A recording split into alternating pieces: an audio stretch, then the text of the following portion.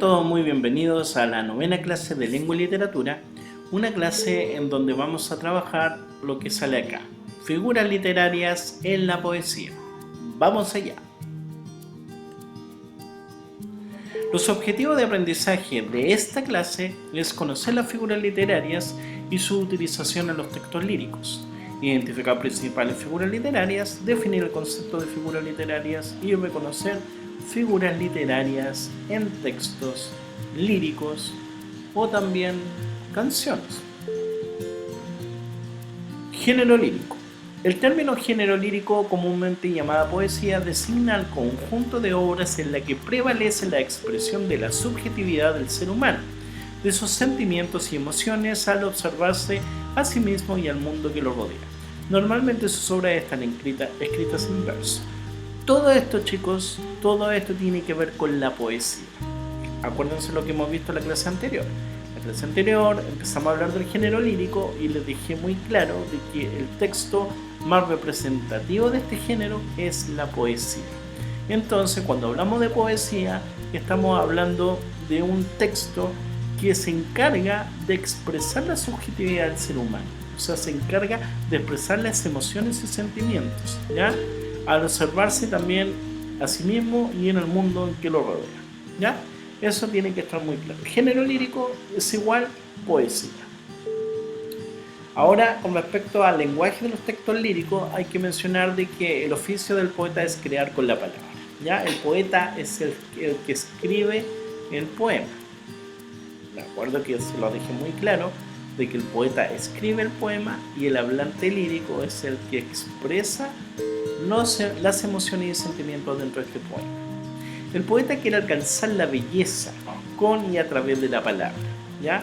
Esto quiere decir que cuando el poeta se pone a escribir un poema, se supone que utiliza un lenguaje totalmente distinto, ¿ya? No utiliza el lenguaje que usa normalmente con toda la gente cuando conversa o de repente cuando va a comprar pan al negocio, ¿ya? No es el mismo lenguaje. Él busca una situación de inspiración, un momento de inspiración y trata de utilizar palabras adecuadas y todo, como dice acá, con una belleza específica para que suene como bonito y agradable a la poesía. Recuerden que las poesías más bonitas son aquellas que logran alcanzar un ritmo, ¿ya? Que suene como cantadito, ojalá con rima, que esas rimas terminen como igual al final de cada verso. Esas son las poesías más bonitas, ¿ya? Y para eso, obviamente, se tiene que alcanzar una belleza especial y se tiene que también alcanzar digamos otras situaciones puntuales que obviamente lo vamos a ir considerando en esta clase. Estas situaciones puntuales que te permiten embellecer estas expresiones se llaman figuras literarias, ¿ya? El poeta debe comunicar mucho con pocas palabras, ¿ya? Entonces, como tiene que comunicar mucho con pocas palabras, para eso utiliza las figuras literarias. Estas figuras literarias, como bien les digo, sirven para alcanzar esta belleza que acá se menciona. Por medio de las figuras literarias, que son básicamente como elementos o recursos específicos que utiliza el poeta para poder, digamos, escribir un mensaje por medio de la poesía con una entonación y con digamos, una belleza distinta a cuando uno se expresa normalmente en una conversación. Pero veamos en qué consisten estas figuras literarias. Dice acá que las figuras literarias son formas de emplear las palabras otorgándoles un poder para embellecer y enriquecer el lenguaje, ¿ya? Entonces las palabras, si en algún momento se utilizan acá, se emplean de forma distinta para así poder, digamos, embellecerla según lo que necesita el poema. Ahora, yo sé que este concepto está como bastante ambiguo o no es claro para ustedes cuando no tienen, digamos, el ejemplo ahí asociado, ¿ya? El ejemplo viene ahora a continuación porque son varias las figuras literarias en esta clase. Obviamente vamos a ocupar las más básicas, porque con decirle nomás que si hiciésemos un listado de cuántas existen, por lo menos son más de 70 figuras literarias. Y evidentemente no pretendo pasarle todas y la más compleja, o sea, todo lo contrario. Trato de facilitarle bien el tema acá y pasarle las más conocidas y las más sencillas, ¿ya? Y obviamente las que consideran las pruebas en caso de que le pregunten algo sobre poesía. Es bien poco probable, pero hay que ponerse ante todas las circunstancias, ¿ya? Entonces, resumiendo, figuras literarias básicamente son todos estos recursos que te sirven para embellecer el lenguaje o las palabras, para que así la poesía suene distinta a lo que uno podía a lo mejor expresarlo por medio de una conversación, por medio de un diálogo, ¿ya? Gracias a estas figuras literarias la poesía es poesía en realidad, ¿ya? Vamos ahora a conocer algunas de ellas. Bien, la primera de estas figuras es la metáfora, ¿ya? Tal vez es la figura más utilizada en poesía, ¿ya? Acá dice que consiste en reemplazar el significado de un elemento por otro, o una palabra o un concepto se cambia por otro, ¿ya? Existen de dos tipos, el de símil o comparación y el de símbolo, ¿ya? No vamos ahora a meternos más allá que solamente mencionar la definición y verla acá con estos ejemplos correspondientes. Dice acá: tengo una camisa negra, hoy mi amor está de luto, hoy tengo el alma en una pena y es por culpa de tu embrujo. Es una canción, ¿cierto? Te pintaron pajaritos en el aire, te juraron falso amor y lo crees, ¿ya? Enfoquémonos en el ejemplo de acá. Tengo la camisa negra, hoy mi amor está de luto. Quiere decir básicamente de que para decir que en vez de decir estoy en duelo, estoy pasando un momento de muerte tal vez, ya se murió un familiar y tengo pena, en vez de utilizar todas esas palabras literales que uno normalmente lo podría utilizar en una conversación, utiliza palabras distintas, conceptos distintos para decir lo mismo. Decir hoy mi amor está de luto, en vez de decir hoy mi amor está de muerte, le puede decir hoy mi amor está de luto. Ya hay un ejemplo más sencillo que les puedo dar. Por ejemplo, no sé, aquellos varones o aquellas mujercitas, o sea, mujeres acá, porque me olvido que yo ahora estoy haciendo la clase a los adultos, pero imagínense ese hombre o mujer quisiera darle un piropo a su pareja, ¿ya? A su pareja, y quisiera resaltar algo bonito que tenga, por ejemplo, los dientes. Y quiere ser poético, quiere utilizar una metáfora, ahí obviamente podría decir las perlas blancas de tu boca, ¿ya? Iluminan mi alma. Las perlas blancas de tu boca, ¿a qué me estaría refiriendo con eso? Los dientes, ¿cierto? Si decimos los dientes blancos de tu boca, ¿dónde está el chiste aquí? ¿Dónde estaría lo poético? No. Entonces a eso apunta la metáfora, ¿ya? Que ustedes pueden usar otras palabras, otros conceptos para expresar, digamos, algo, ¿ya? Y no sea tan literal. En eso consiste, en el reemplazo, ¿ya? Espero que le haya quedado claro. La hipérbole dice: consiste en exagerar algo para llamar la atención del lector y despertar su imaginación, ¿ya? Exagerar algo para llamar la atención. Yo te miro, se me corta la respiración. O sea, está casi diciendo que él la mira y ya por poco se muere. No, siempre eso es algo muy exagerado. Cuando tú me miras se me sube el corazón. También es una exageración. Si tú te vas, se muere el amor. También el que tú me das y llega el dolor. Seré un vagabundo solo en este mundo sin rumbo y sin dirección, ¿ya? Eso es la hipérbole, ¿ya? Es que yo me muero si tú me dejas. Nadie se muere porque lo van a dejar solo, lo van a dejar abandonado, ¿cierto? Le puede dar mucha pena, que me moriría de pena si tú me dejas también, ¿ya? Todo lo que tenga que ver con algún verso en poesía donde se exagere más allá de la cuenta, todo eso es un hipérbole. El hipérbalo, acá, es muy parecido al anterior en nombre, pero son muy distintos en significado. El hipérbaton tiene que ver con la alteración en el orden gramatical del verso normal para destacar determinados elementos frente a los temas. Desorden de la oración. Ya, yo te esperaré, nos sentaremos juntos frente al mar y de tu mano podré caminar. ¿Ya? ¿Por qué está estoy de tu mano podré caminar? A lo mejor algunos dicen, oye, pero ¿cuál es el desorden de las palabras ahí? ¿Eso está claro? Podría estar claro, pero el orden lógico que debería hacer acá es y podré caminar de tu mano. ¿Ya?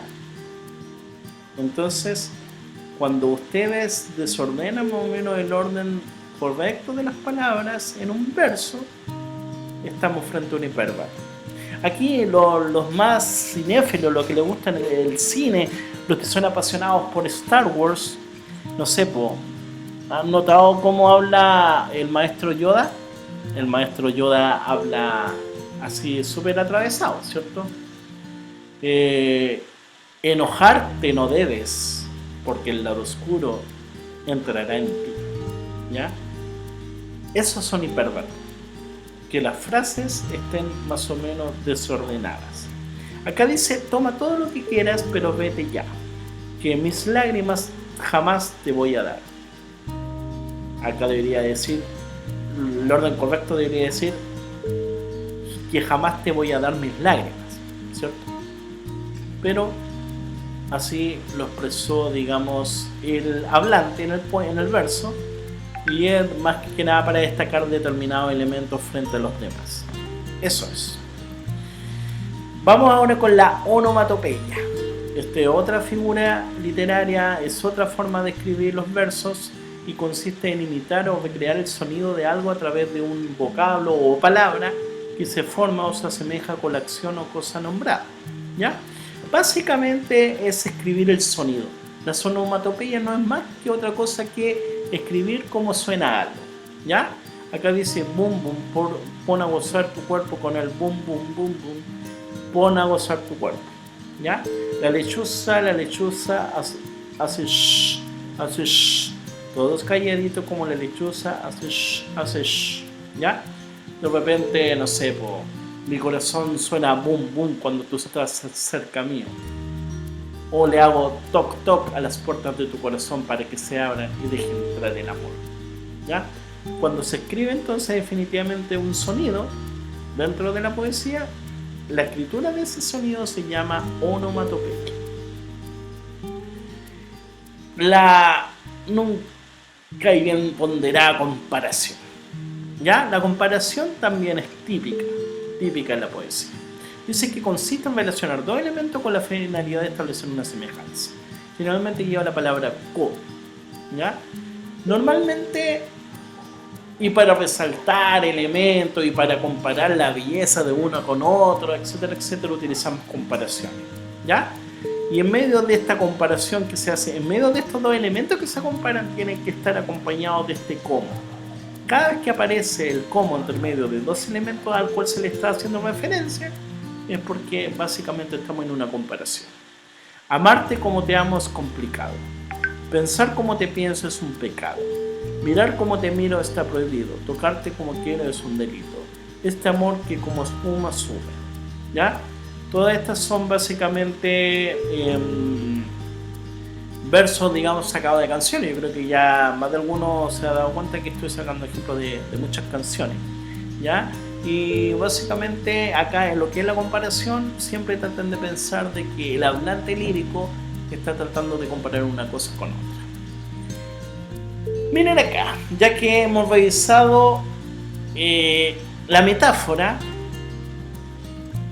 y estamos acá con la comparación, puedo decir que metáfora y comparación en cierta medida tienen un parecido, pero se diferencian con este tema de acá. La comparación siempre va a usar el cómo, mientras la metáfora generalmente no usa cómo. La metáfora lo usa casi como una afirmación. Recuerden que la metáfora solamente se encarga de cambiar una palabra por otra, un significado por otro, un concepto por otro. ¿Ya? No sé, pues. En delante le di el ejemplo de los dientes. Las blancas perlas de tu ojo. Esa es una metáfora. ¿Ya? Estamos cambiando perlas por dientes. Pero ¿qué ocurriría si yo acá en la comparación dijese tus dientes blancos son como perlas? Cambia la cosa, ¿cierto? Ahí se está comparando una cosa con otra, se está comparando las perlas con los dientes o los dientes con las perlas. Y aparece entre medio el conector como, la palabra como. Tus dientes blancos son como perlas. ¿Me entiendes? Entonces ahí hay una pequeña diferencia, pero recuerden, la comparación siempre debería tener ahí este conector llamado o conocido o denominado como, ¿ya? La personificación, yo creo que esta deben acordarse más de alguno, este tipo de figura literaria, porque es una figura que acompaña mucho a los textos infantiles. Más de alguno a lo mejor tiene la costumbre de leerle cuentos a sus hijos, a sus nietos, y estos cuentos infantiles utilizan mucho la personificación. ¿Y qué es la personificación? Básicamente que seres inanimados o animales hacen acciones humanas. Acá como ejemplo, o sea, como concepto básico dice, consiste en atribuir cualidades de seres animados a seres inanimados, ¿ya? Pero no necesariamente eso. Por ejemplo, yo creo que un concepto más certero sería de darle darle cualidades, por ejemplo, de los seres humanos a los animales y cosas, ¿ya? Por ejemplo, la mesa bailaba por el terremoto, ¿ya? No hay una mesa que baile, ¿ya? Ahí estamos dándole atribuciones humanas a una cosa inanimada, o sea, una mesa. Aquí, ¿qué vemos en esta foto? Vemos como la imagen de un papá perro llevando de la mano a su cachorro, ¿ya? Los perros en primer lugar no andan así en dos patas y caminan como humanos, ¿ya? Esto también vendría siendo una personificación. Luna quiere ser madre y no encuentra querer. Ya, la luna, obviamente la luna es un satélite y nunca va a ser la madre de nadie, ¿cierto? A veces llega la lluvia para limpiar las heridas, ¿ya? La lluvia limpiando heridas, más que, digamos, limpiarlas por el agua, está queriendo darle, digamos, una función como de enfermera, como para limpiar heridas. Y eso obviamente también es una personificación. Bien, eso es la figura literaria de personificación. La reiteración o anáfora, ¿ya? Repetición intencionada de palabras al comienzo de los versos, generalmente consecutivos. Cuando decimos consecutivo, hace uno tras otro, ¿ya? Le gusta que le digan que es la niña, la Lola. Le gusta que la miren cuando ella baila sola. Le gusta más la casa que no pasan las horas. Le gusta Barranquilla, le gusta Barcelona. Esta es la de Shakira, ¿cierto? Te envío poemas de mi puño y letra, te envío canciones de 440, te envío las fotos cenando en Marbella. Todos los versos que parten, digamos, de la misma forma, y esta repetición de las mismas palabras de un verso con el que se sigue, después con el que le sigue, se llaman anáforas, ¿ya? El epíteto tiene que ver con una figura en la cual se le añade un adjetivo para subrayar una cualidad característica al sustantivo al que acompaña. Generalmente se emplea para producir un determinado efecto estético. Ya, aquí a lo mejor el concepto está como muy grande para algo que es súper sencillo de entender, y es básicamente el epíteto tiene que ver con que se le da adjetivos el mismo adjetivo a las cosas según su forma característica, ¿ya? Acá dice, consiste en añadir un adjetivo para subrayar una cualidad característica de este sustantivo, ¿ya? Entonces, por ejemplo, el sol acá, todos sabemos que el sol es amarillo, ¿cierto? Entonces podemos decir, y el sol amarillo calentando nuestros cuerpos, ¿ya? Ese pasto verde que está fresco por el rocío, ¿ya? Es obvio que el sustantivo pasto tiene un adjetivo de ser verde. Lo mismo con el sol, de ser amarillo, o de ser luminoso, o de ser caluroso, ¿ya? Sube las manos para arriba, ¿ya? Ese también podría ser un epíteto. Es como decir algo que obviamente tiene que ser así. O sea, si vamos a subir las manos para arriba, no las vamos a subir para abajo. Eso también es parte del epíteto. Dale abajo, ya, sube las manos para arriba. Dice, cada minuto a tu lado es genial y no hay nadie en el mundo mundial. ¿Ya? Mundo mundial es lo mismo que decir, se supone que si es del mundo tiene que ser mundial. Lo mismo que si se supone que si estamos hablando del sol, se supone que es brillante, o que es caluroso, o que es amarillo. ¿Ya? Entonces, como les digo, es añadirle el adjetivo a un sustantivo con la característica típica que representa a ese sustantivo. ¿Ya? Pasto verde, sol caluroso o brillante, no sé, mar salado, ¿ya? Subir para arriba, bajar para abajo, todo eso son epítetos. Bien, ¿qué aprendimos hoy día? Aprendimos varias figuras literarias, son muchísimas más, pero aquí les fui presentando el epíteto, ¿ya? La anáfora, la personificación, la comparación, la onomatopeya, el hiperbatón, la hipérbole y la metáfora. ¿Ya? Todas estas son figuras literarias que básicamente, como les dije en un inicio, son formas o recursos para poder, digamos, darle un énfasis distinto, una belleza distinta a las palabras que uno expresa por medio de versos en el poema. ¿Ya? Ojo que estas figuras literarias no son exclusivamente de la poesía. Uno de repente, si quiere escribir, a lo mejor le gusta escribir historia, le gusta escribir cuentos, también de repente podría, en su lenguaje bastante poético, podría escribir una historia, incluso hasta una historia infantil podría aplicarle figuras literarias. Aquellos que les gusta contarle cuentos a su hijo o a sus nietos y quiere a lo mejor crear una historia, le va contando, relatando una historia. En ese relato también podría irle agregando uno para generar más énfasis en sus palabras o darle un toque más estético, más bello a lo que está exponiendo, expresando. También puede utilizar la figura literaria, ¿ya? Pero estas figuras se ven con mayor, digamos, intensidad en la poesía. Espero que les haya quedado claro y ahora pasamos a la parte final de la clase, en donde vamos a hacer una actividad que les voy a mostrar inmediatamente. Y bien, estimados, pasamos a la parte práctica y les voy a demostrar que esto de la figura literaria no es tan complejo como se ve, ¿ya? Veamos, por ejemplo, acá, si estuvimos revisando la figura de metáfora, vamos a hacer unos par de versos ocupando cada una de estas figuras, demostrándoles también que no es difícil hacer esto. Ya. La metáfora me dice de que tenemos que colocar una palabra, un concepto con otras palabras. ¿Ya? Queremos expresar algo, pero esa expresión tiene que ser con otras palabras. Entonces yo puedo decir, vamos a hablar sobre la educación, de la importancia de la educación. ¿Quién más que ustedes saben la importancia de la educación y por lo mismo están todos acá, ¿cierto? Vamos a hablar un poquito de educación de manera más poética, utilizando y partiendo con una metáfora. ¿Cómo le podemos hacer? Podemos decir, el aprender te abre caminos.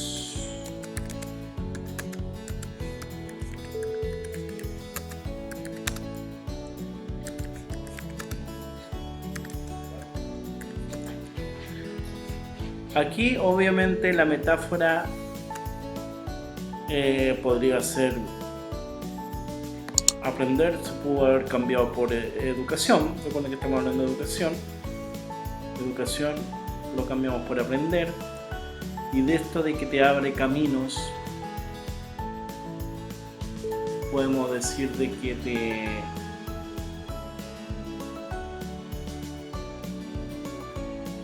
te abre como las puertas,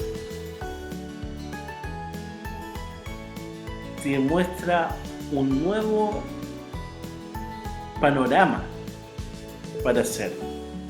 ¿Ya? Muchos de ustedes tal vez necesitan su licencia de enseñanza media para poder emprender varios proyectos que tienen en mente.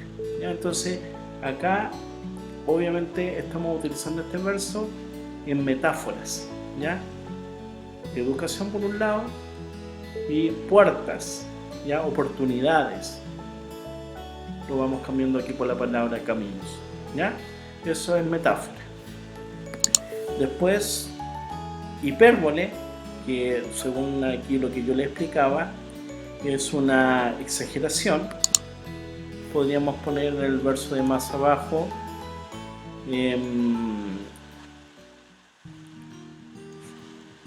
El siguiente verso. Sin ella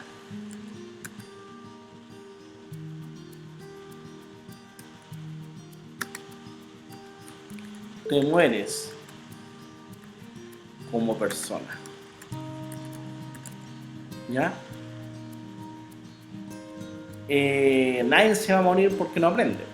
Esto ya es una exageración. ¿Ya? Hipérbole. Vamos acá. Hipérbato. Acuérdense que es una frase, un verso con las palabras más o menos desordenadas, así al estilo Yoda, maestro Yoda, acuérdense. ¿Cómo podríamos poner aquí un verso que continúe de lo que ya hemos estado hablando?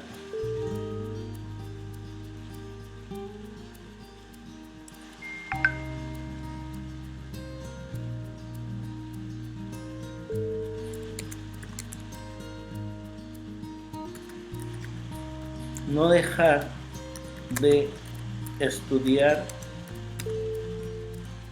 coma, tú debes. ¿Ya? Aquí estamos hablando así de manera desordenada. Esto es un hipérbato. No dejar de estudiar, tú debes. Debería decir tú debes o tú no debes dejar de estudiar, ¿cierto? Entonces aquí ya tenemos una hipérbato. Vamos a la otra figura. Onomatopeya. Recuerden que la onomatopeya es el sonido escrito en palabras, ¿ya? ¿Qué sonido podríamos escribir acá en relación a esto?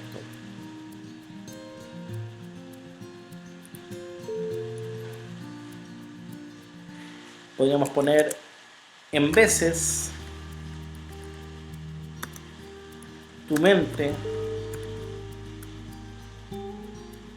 hará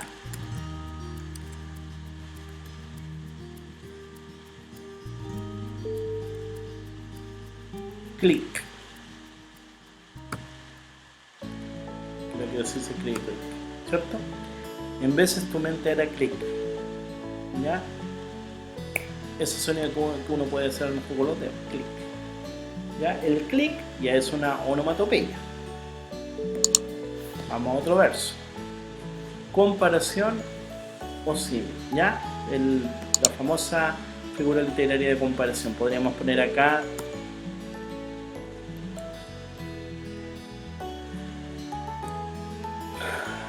podríamos poner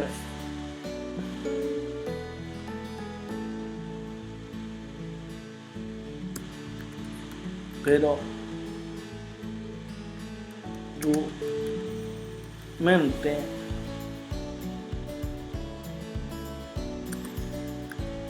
siempre será joven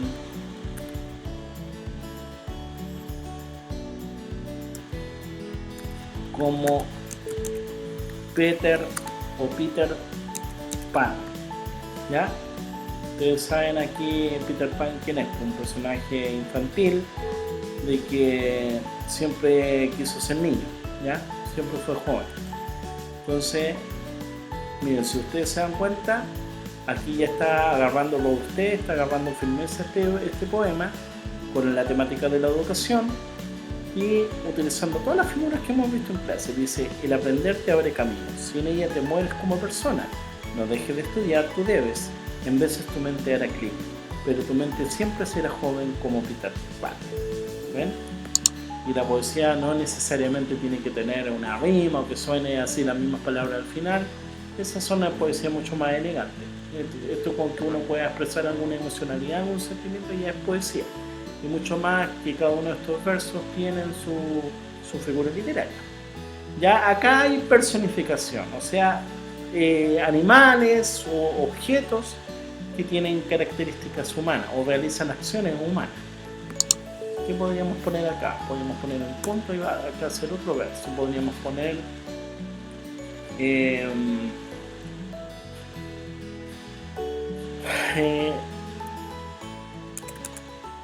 vuestros... Ay, me confundí. Ya. Vuestros cerebros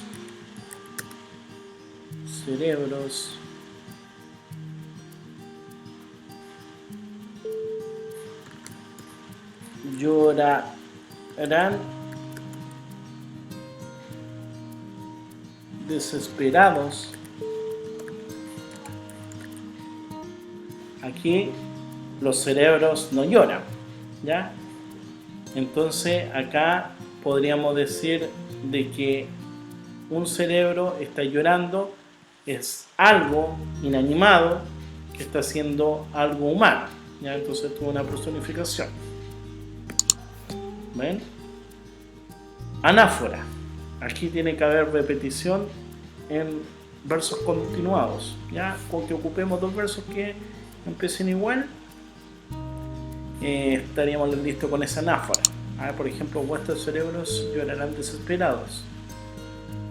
Desesperados.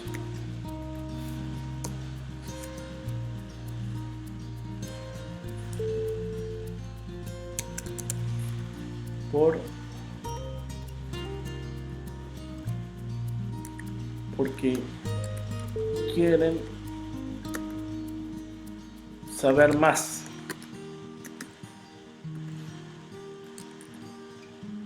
Acá puedo poner otro verso. Porque quieren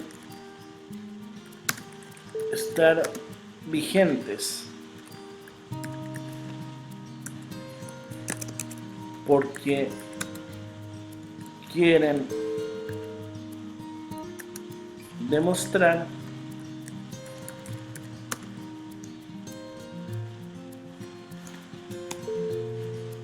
que aún están presentes. ¿Ven? Entonces acá, después de esto, vuestros cerebros llorarán desesperados, que esto era una personificación, viene la anáforas. ¿Por qué anáfora? Porque aquí dice por qué quieren saber, por qué quieren estar, por qué quieren demostrar. ¿Ya? Estos tres versos que están aquí continuos empiezan de la misma forma, entonces es una anáfora. ¿Se dan cuenta? Y creo que vamos llegando al último, que es el epíteto. El epíteto es más que nada reiterar, digamos, una cualidad, un adjetivo típico de algún objeto o sustantivo. ¿Ya? Yo le daba el ejemplo de que el sol es amarillo, el sol es brillante, el pasto es verde. Todos esos son epítetos. ¿Ya?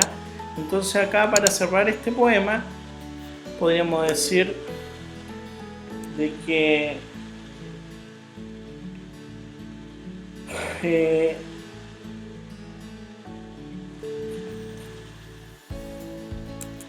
los alumnos adultos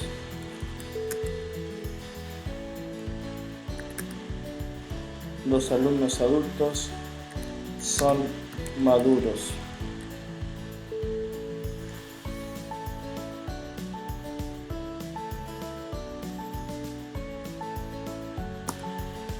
Y en esa madurez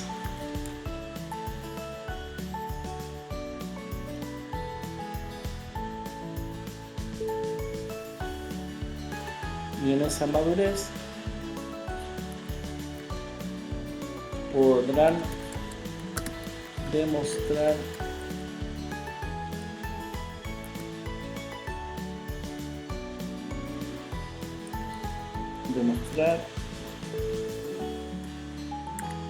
quiénes son o quién es. ¿Vieron, chicos?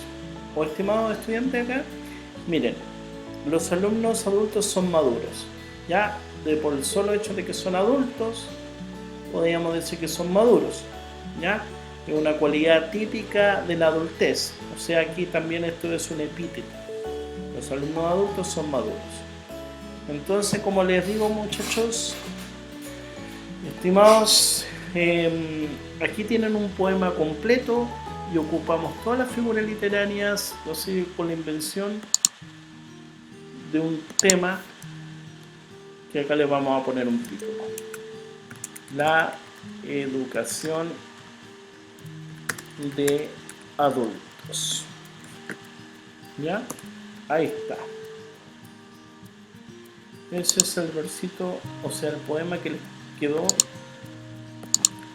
demostrándoles de que no es difícil hacer poesía, no es difícil utilizar las figuras literarias, pero para poder utilizarlas tienen que aprendérselas bien.